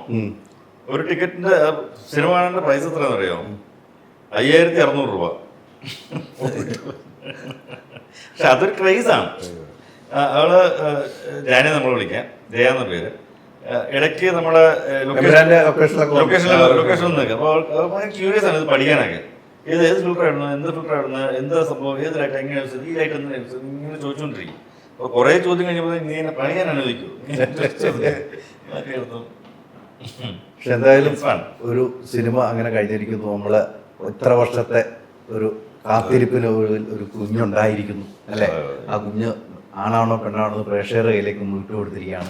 പ്രേക്ഷകർ കണ്ട് നല്ല അഭിപ്രായങ്ങൾ